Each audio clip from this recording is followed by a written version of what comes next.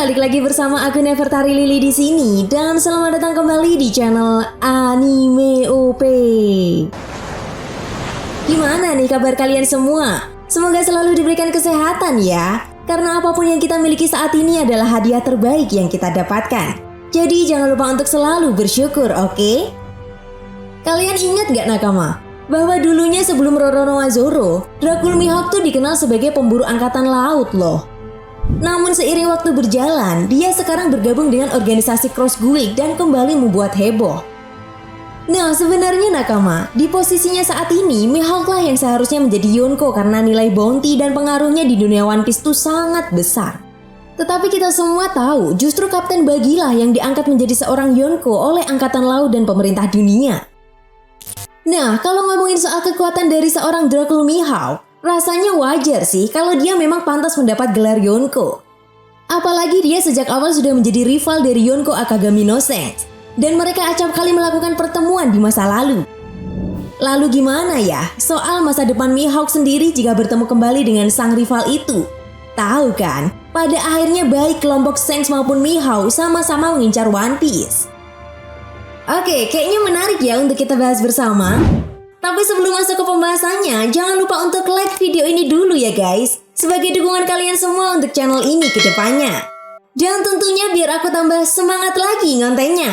Nah jika sudah, terima kasih banyak ya guys. Dan yuk tonton videonya sampai selesai ya, let's go.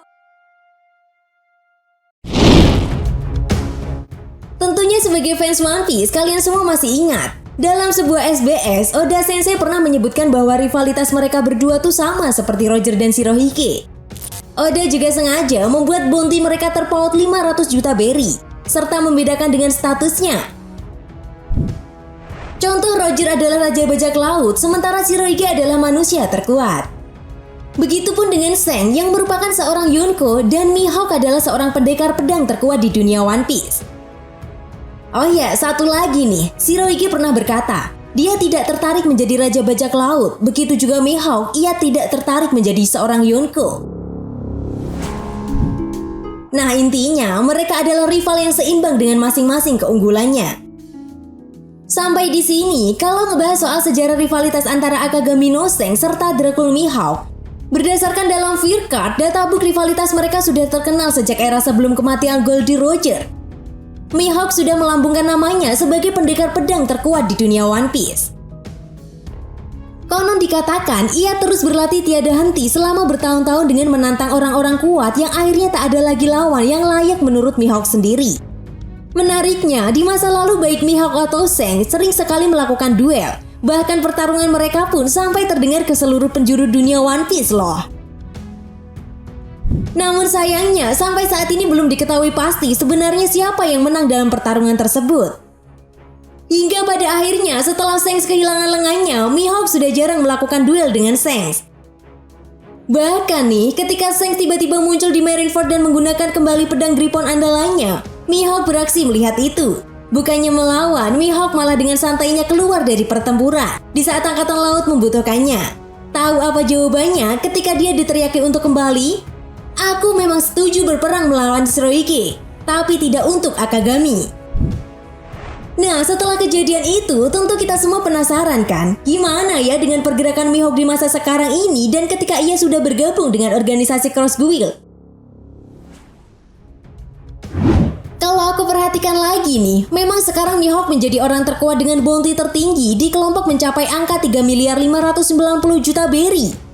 Jelas, itu adalah angka yang sangat fantastik nakama.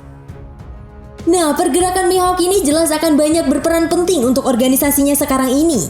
Apalagi nih, Oda sudah pernah menyinggung bahwa pertempuran Battle Royale akan melibatkan semua pihak yang ada di dunia One Piece. Jelas jika pertempuran Battle Royale sudah terjadi, maka tidak menutup kemungkinan ada pihak-pihak lain yang memanfaatkan kesempatan atau bahkan terlibat dalam pertempuran tersebut. Nah, perlu diingat juga nih, bagi yang sudah menyatakan bahwa dirinya tertarik untuk mendapatkan harta karun One Piece, membuat Dracul Mihawk dan Crocodile terdiam sesaat, seolah mengisyaratkan bahwa mereka berdua juga tertarik dengan harta karun One Piece. Itu sebabnya tidak menutup kemungkinan organisasi Cross Guild juga akan mengincar One Piece. Jika misinya adalah One Piece, jelas langkah yang harus dilakukan kelompok Cross Guild adalah mendapatkan salinan Road Poneglyph. Nah, perlu diingat guys, saat ini peta salinan Road Poneglyph berada di tangan ketiga Yonko, yaitu kelompok bajak laut Shanks yang memiliki 2 salinan Road Poneglyph, lalu kelompok bajak laut Kurohige dan kelompok bajak laut Topi Jerami yang memiliki 3 salinan Road Poneglyph. Artinya, jika asumsi terakhir organisasi Cross Guild adalah mengikuti atau merebut salinan Road Poneglyph dari kelompok bajak laut Topi Jerami, maka misi mereka selanjutnya adalah pergi ke Pulau Elbaf. Nah, jika seperti ini makin relate lagi loh, karena bisa jadi malah Mihawk sendiri akan kembali bertemu dengan rival lamanya di Pulau Elbaf.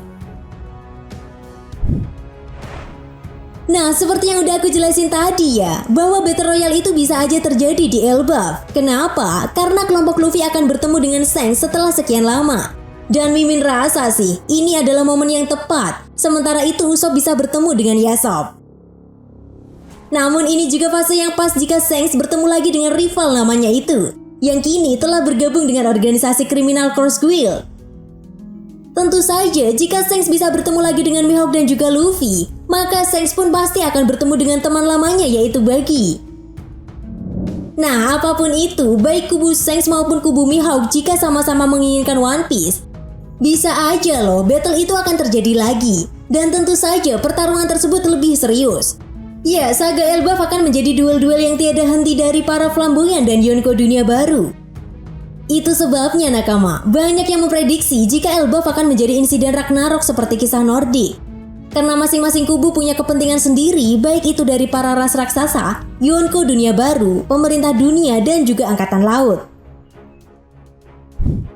Kehebohan Elbaf Mimin rasa dipicu oleh insiden yang sudah lama ditutupi. Dan di sanalah pertempuran Battle Royale ini terjadi. Pergerakan Akagami, pergerakan Mihawk, pergerakan Luffy bisa aja menjadi kehebohan tersendiri untuk memutuskan siapa yang layak mendapati One Piece dan lebih dulu berpetualangan mengunjungi Laut Tale. So, gimana menurut nakama sendiri tentang hipotesa ini? Oke, kayaknya cukup segitu dulu ya guys pembahasan kita kali ini. Jika kalian punya pendapat lain, silahkan tulis pendapat kalian di kolom komentar ya. Dan sampai jumpa lagi di pembahasan berikutnya. Bye-bye.